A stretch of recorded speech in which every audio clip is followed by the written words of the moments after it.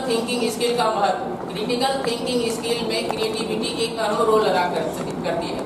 आप किसी प्रॉब्लम का सबसे अलग और क्रिएटिव हल निकाल पाएंगे जो आपके लिए काफी उपयोगी भी साबित हो।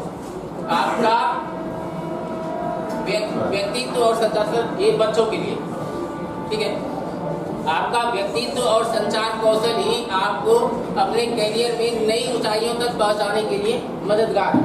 तो खास करके आजकल जो मल्टीनेशनल कंपनीज है उसमें क्रिएटिव ऐप बनाना या मतलब उसके लिए काम करना, ये सब मतलब क्रिएटिव का एक उदाहरण है जिससे कि अच्छा उसको ये मिल सकता है। उज्जवल भविष्य के लिए एक्स्ट्रा करिकुलर एक्टिविटीज के रूप में ये स्किल जीवन के हर पहलू में आपके काम आएगी, अर्थात बच्चों के काम आएगी। Decision making skill, decision making skill. अब ये डिसीजन मतलब लेना है तो उसके लिए हमारा मतलब भी बुद्धि काम करता है कि हम अगर ये मोबाइल लेना है तो यही लें या इसका और कोई विकल्प है, वो विकल्प हमारे लिए अच्छा रहेगा या कैसा रहेगा, इस संबंध में हमको क्या करना है, तो डिसीजन लेना है। तो सबसे पहले अपने विचारों को समझें, ठीक है। किसी भी तरह के निर्णय पर पहुंचने से आपको यह विचार करना होगा कि निर्णय आपके जीवन पर क्या प्रभाव पड़ेगा। कुछ भी हम ये निर्णय करते हैं तो निर्णय का हम दूरगामी प्रभाव भी देखते हैं कि इसका हमको हमारे लाइफ पर कुछ विशेष प्रभाव तो नहीं पड़ेगा, कुछ निगेटिव तो नहीं पड़ेगा, ठीक है। तो निर्णय लेने का कौशल विकसित करने का सबसे अच्छा तरीका है कि आप अपने गोल्स के बारे में पता करें, अर्थात बच्चे अपने गोल के बारे में पता करें, ठीक है। Set the target and hit the target. पहले बच्चों को बताइए कि भाई अपना पहले टारगेट को सेट करो, जो लक्ष्य है उसको सेट करो और तब डिसीजन करो कि हाँ ये मतलब आगे फिर उसके लिए कैसे कार्य करें।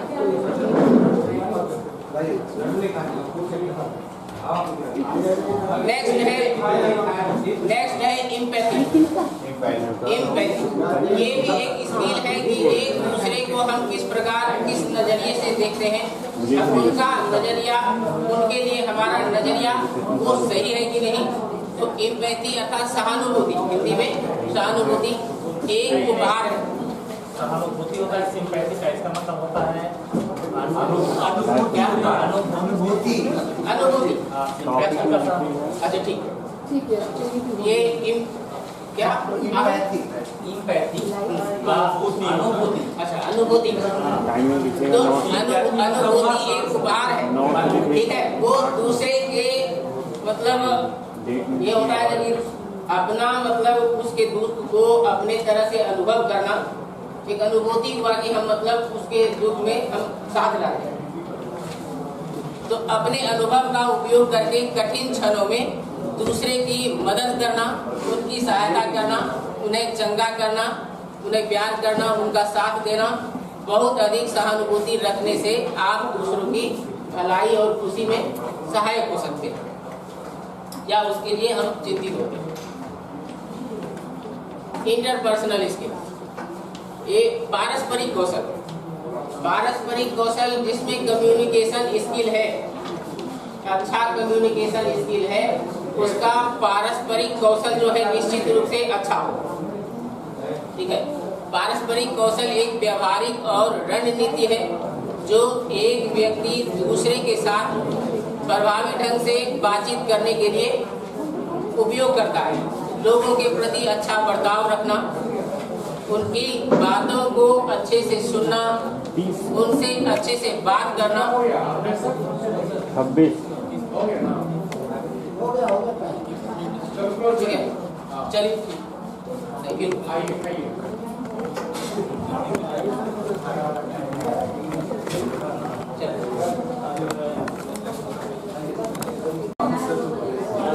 आप सबों का द्वितीय सत्र में स्वागत है, ठीक है। आज का जो विषय है लाइफ स्किल। वैसे तो हम लोग लाइफ स्किल में मतलब महारत हासिल है, हमें जब सिखाना है बच्चों को, ठीक है, अगर हमें लगता है कि हाँ इसमें कुछ मतलब स्किल हमारा भी डेवलप होता है तो हम लोग भी इसको सीखेंगे। मेन है बच्चों का स्किल डेवलपमेंट करना, क्योंकि हम लोग तो अपना लाइफ जी रहे हैं, उनको लाइफ स्किल का ज़्यादा ज़रूरत है। लाइफ में उसके लिए क्या परेशानियां आएंगी भविष्य में, भविष्य के लिए भी उसे तैयार करना हमारा ही जिम्मेदारी है उनके परिवार के साथ। और क्योंकि हम एक शिक्षक हैं, शिक्षिका हैं, लेकिन मतलब एक अपना मतलब माता पिता के रूप में भी हैं, इसलिए हम अपने बच्चों को किस प्रकार भविष्य के लिए तैयार करना है और उनके भविष्य को संवारने के लिए कौशल की आवश्यकता है। तो आज इन्हीं विषयों पर हम चर्चा करेंगे। इसका हिंदी है लाइफ कौशल, ये जीवन कौशल, ठीक है। और इनको शुरू करने से पहले, अरे आप हंसी हो, पहले जो हमारा परंपरा है, भवानी शंकरो वंदे श्रद्धा विश्वास रूपिणो याभ्याम बिना न पश्यन्ति सिद्धा स्वान्तः अस्तमीश्वर। भवानी और शंकर अर्थात पार्वती और भगवान शिव का मैं वंदना करता हूँ, जो हमारे अंदर, मनुष्य के अंदर श्रद्धा और विश्वास के रूप में अवस्थित होता है, ठीक है। याभ्याम बिना, और इन दोनों के बिना ना पश्यन्ति सिद्धा, सिद्ध पुरुष भी नहीं देख पाते अपने अंदर ईश्वर को। इन दोनों के बिना सिद्ध पुरुष भी ईश्वर को नहीं देख सकते। मतलब ईश्वर को देखने के लिए हमारे अंदर क्या चाहिए? श्रद्धा और विश्वास चाहिए। अब देखिए, जिनमें श्रद्धा होगा कि यहाँ पर जो पर्सन है बोल रहा है, उसमें अगर श्रद्धा है तो वो अच्छी तरह से सुनेंगे, नहीं तो हंसेंगे, ठीक है। तो आगे हम इस चीज को बढ़ाते हैं, ठीक है। हमारे अंदर श्रद्धा विश्वास होना चाहिए और वो चीज बच्चों के अंदर भी होना चाहिए। मैं तो पहले ही डिस्कस कर गया कि हम लोग तो बहुत स्किल्ड हैं, हमारे अंदर कौशल है, लेकिन बच्चों को उन कौशल को आगे बढ़ाना है, ठीक है। और एक चीज ध्यान दीजिए, श्रद्धा और विश्वास, ये श्रद्धा स्त्रीलिंग शब्द है और विश्वास पुल्लिंग शब्द है। और वहाँ पर श्रद्धा मतलब देवी पार्वती के लिए और विश्वास भगवान शंकर के लिए, ठीक है। और ये पंक्ति है, जो श्लोक है, रामचरितमानस का है। तुलसीदास जी संस्कृत के भी बहुत बड़े विद्वान थे, लेकिन वाल्मीकि रामायण के तरह ये उनके मानस का भी ये स्थिति ना हो जाए, इसलिए उन्होंने संस्कृत भाषा को नहीं चुन करके लोक भाषा का चयन किया। अब जीवन कौशल क्या है? अपने जीवन को सरल एवं सहज बनाना ही जीवन कौशल है। हम लोग हर कोई चाहते हैं कि जीवन हम अच्छी प्रकार से जिए, इसमें किसी प्रकार का बाधा ना हो, व्यवधान ना हो। इसके लिए हमारे अंदर कुछ खूबियों को डेवलप करना पड़ेगा, कुछ कौशल का विकास करना पड़ेगा। तो मनुष्य के सकारात्मक व्यवहार की वे योग्यताएं, वह एबिलिटी जो व्यक्तियों को दैनिक जीवन की मांगों और चुनौतियों से प्रभावी तरीके से निपटने के लिए सक्षम बनाती है। तरीका तो हम जानते हैं, और प्रभावी तरीके से हम कैसे उसको इम्प्लीमेंट करेंगे, इस चीज के लिए कौशल का जरूरत है, ठीक है। ये जीवन कौशल सीखे जा सकते हैं तथा उनमें सुधार भी किया जा सकता है। कौशल हमारे ज्ञान पर भी आधारित होता है और अनुभव के पर भी आधारित होता है, ठीक है। एक छोटा बच्चा, सर इस बार गांव गए थे, तो मेरा भतीजा है 1 साल का, वो जब माँ उसकी रोटी बनाती है तो 1 साल का बच्चा गाय को ले जाकर के रोटी देता है। माँ उसकी एक दिन आधा रोटी दे दी तो वो सिर पटकने लगा, ठीक है। जब वो सिर पटका इस तरह से तो वो चोट लग गया। फिर क्या किया, वो हाथ को ऐसे रख करके सिर पटका, मतलब वहीं से उसको वो कौशल का विकास हो गया। 1 साल की अवस्था में उसका वो कौशल डेवलप हो गया कि अरे अब ऐसे करते हैं तो माथा में चोट लगता है, ठीक है। तो कौशल हम ज्ञान और अनुभव के आधार पर सीखते हैं।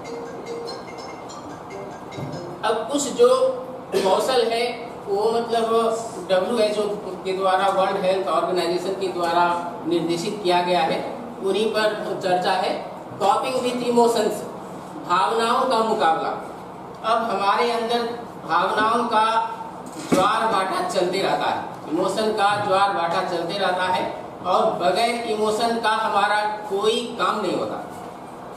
हर जगह इमोशन का जरूरत है, ठीक है। और ये इमोशन भी प्रभावित होता है हमारे मतलब ज्ञान से। हम किस प्रकार के माहौल में रहते हैं, कहाँ मतलब किन लोगों के बीच में रहते हैं, तो उससे हमारा इमोशन प्रभावित होता है।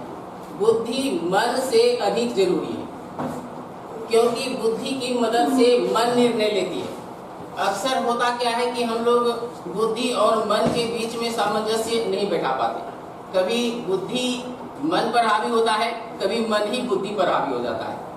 जब मन बुद्धि पर हावी होगा तब वो मनमाना तरीके से काम करवाएगा आपसे, किंतु जब आपका बुद्धि मन पर हावी होगा तब आप जो चाहेंगे वही।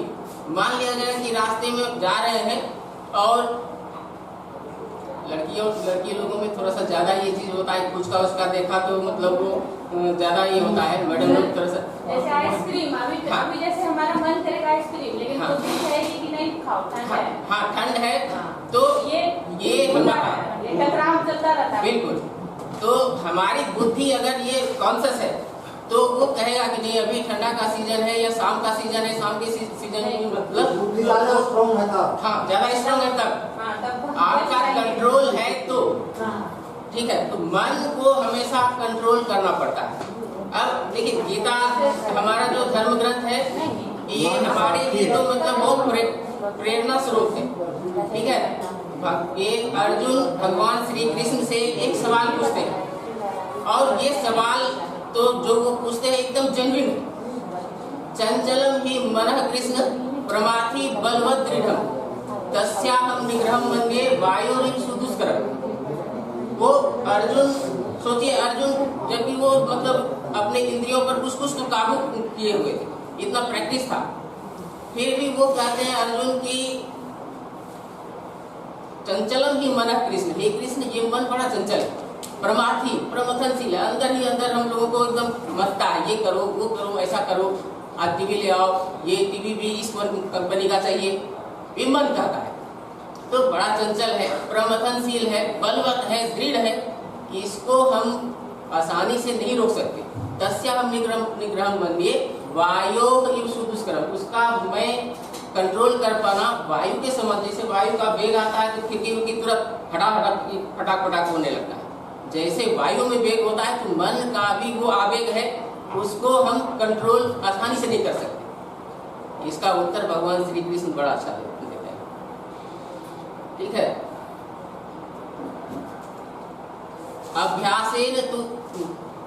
अभ्यासेन ये दूसरा लाइन है, पहला लाइन स्मृति हो गया, समझ। तो अभ्यासेन तु कौन्तेय वैराग्येन गृह्यते, ठीक है। हाँ, याद आ गया पहला भी। असंशयम महाबाहो मनो दुर्निग्रहम चलम।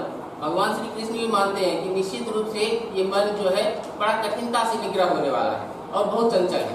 फिर भी अभ्यासेन तु कौन्तेय, अभ्यास के द्वारा इसको हम क्या कर सकते हैं, प्रैक्टिस करते रहेंगे तो वो चीज हो जाएगा। मोबाइल यहाँ दूर रखा हुआ है, लिखा हुआ है वहाँ सामने कि ये डिजिटल संसाधनों का उपयोग जब जरूरत हो, जब आवश्यकता हो तभी करें। अगर बार बार हमारा नजर उस पर जाता है तो मोबाइल हाथ में ले लेंगे तो हमारा मन या बुद्धि कहेगा कि नहीं, अभी इसका समय नहीं है, अभी जरूरत ही नहीं है उस तरह से। तो इसको हम अभ्यास के द्वारा क्या कर सकते हैं, रोक सकते हैं, ठीक है। और वैराग्येन जो गृह्यते, वैराग्येन मतलब जिस पर हम मतलब फोकस कर रहे हैं, अगर हमारा मतलब हम टारगेट सेट किए हुए हैं, तो ये मोबाइल क्या है कि ऑब्स्टेकल का काम करता है, ठीक है। हर समय मोबाइल देखेंगे तो ऑब्स्टेकल, अगर कुछ जरूरत का चीज है तो कुछ देखना चाहिए। तो इससे हमें थोड़ा सा विराग उत्पन्न करना पड़ेगा, इससे मोह थोड़ा दूर करना पड़ेगा, और ये अभ्यास से ही संभव है। तो ये चीज हम इस तरह से भावनाओं और मन को भी कंट्रोल कर सकते हैं अपने बुद्धि के माध्यम से। Next, self awareness. Self awareness मतलब अपने आप अवेयर होना। हम अपने आप में कितना अवेयर है। देखिए हम लोग ज्ञान हमारे पास कमी नहीं है, कमी तो है अवेयरनेस का। हम लोग सब कोई पढ़ते हैं, बच्चे लोग भी पढ़ते हैं, early to bed and early to rise makes a man healthy wealthy and wise. लेकिन पढ़ने के बावजूद ये हमारा ज्ञान है, उसके लिए हमें मतलब वो चाहिए कि उसका कैसे हम इम्प्लीमेंट करें। इम्प्लीमेंट तभी होगा जब सेल्फ अवेयरनेस होगा। हम अलार्म लगा करके भी सो जाते हैं, अलार्म लगाते हैं और फिर उसको बंद करके सो जाते हैं, बजता है बजते रहता है। हाँ। बंद करके सोने के बाद तो यदि हम सेल्फ अवेयर हैं तो हमारा ये मतलब कौशल हमेशा के लिए लाइफ टाइम के लिए काम आएगा। सर बच्चों को इस चीज से ज्यादा अवेयर करना है, क्योंकि हम तो पहले ही बोले कि हमारा जो ढर्रा है उसी ढर्रे पर चलेंगे, क्योंकि हम जो कौशल दिमाग में बैठा लिए हैं और जो डेवलप कर लिए हैं वो इतना आसानी से नहीं बदलेगा, लेकिन हम उससे इम्प्लीमेंट करवा सकते हैं। 100% नहीं करें लेकिन वो 60% भी करेगा, 50% भी करेगा तो उसका लाइफ अच्छा होगा। ठीक है, तो आत्म जागरूक बनना जीवन के निर्माण में एक प्रारंभिक कदम है। इससे आपको यह पता लगाने में मदद मिलती है कि आपका जुनून और भावनाएं, जुनून पैशन और भावनाएं क्या है और आपका व्यक्तित्व आपके जीवन में आपकी मदद कैसे कर सकता है। जब हम अवेयर रहेंगे तो आगे से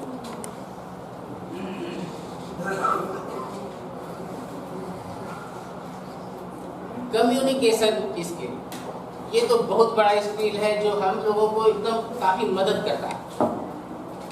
हम अपने बातों को दूसरों के पास कितना प्रभावी तरीके से रख सकते हैं। जब हम प्रभावी तरीके से रखेंगे तभी दूसरा अच्छी तरह से सुन पाएगा, इंटरेस्ट लेगा, नहीं तो वो सुनेगा नहीं। तो हमारे लिए मतलब एक शिक्षक के लिए भी ये कम्युनिकेशन स्किल का होना बहुत जरूरी है। संचार कौशल, कम्युनिकेशन का अर्थ होता है सूचना का आदान प्रदान, और हमेशा हम लोग मतलब सूचना और ज्ञान का ही आदान प्रदान करते हैं। कुछ बच्चों से भी सीखते हैं हम, क्योंकि सर ने पहले ही कहा, ठाकुर सर ने, कि बच्चे अब कोरा कागज नहीं।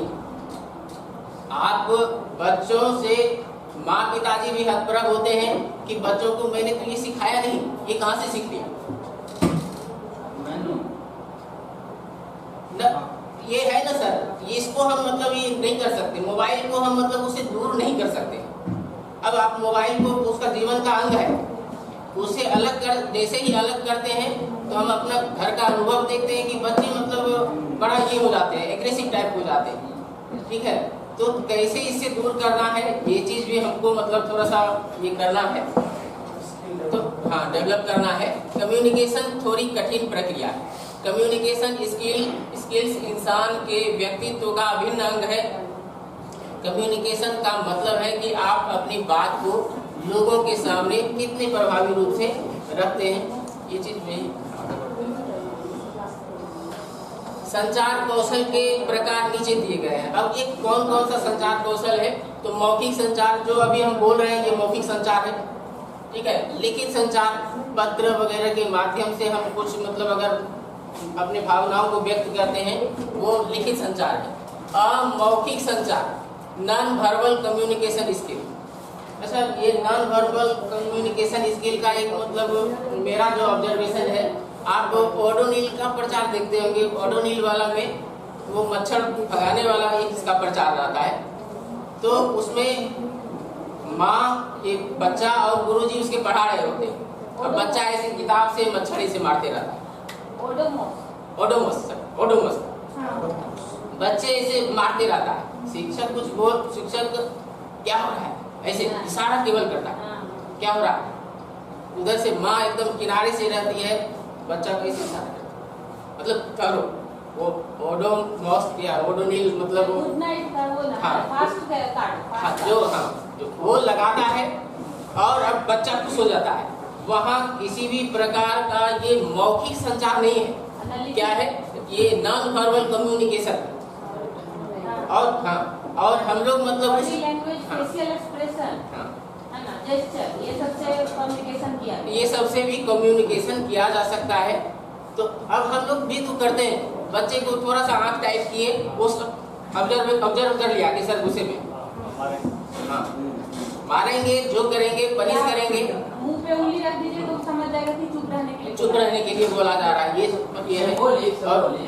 और वो जब मतलब बच्चे देखता हूँ कि बहुत हल्ला कर रहा है, थोड़ा देर शांत हो गया, सिंबॉलिक नहीं आपके आकृति से भी समझ जाता है। थोड़ा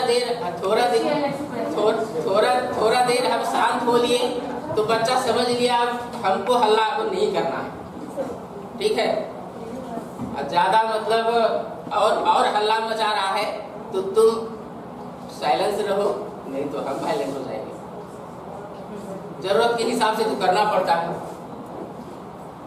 नेक्स्ट है क्रिएटिव थिंकिंग। क्रिएटिव थिंकिंग में जैसे सर का जो टॉपिक था नवाचार, वो नवाचार भी है, नए नए तरीके इजाद करना। हमारे दिमाग में जो है वो तो है ही, और जो बातें दिमाग में है उन बातों को हम कैसे अलग तरीके से रखें कि बच्चे में ज्यादा मतलब इंटरेस्ट आए। तो ये क्रिएटिव थिंकिंग मदद करता है वो उनको भी समझने में, और जब उनका बच्चों का क्रिएटिव स्किल डेवलप होगा तो वो आगे उनका जो मतलब ज्ञान होगा या कहीं भी कार्य क्षेत्र में वो उसका इम्प्लीमेंट करेगा तो आगे उसे प्रोन्नति या मतलब उसका अच्छा होने से कोई रोक नहीं सकता।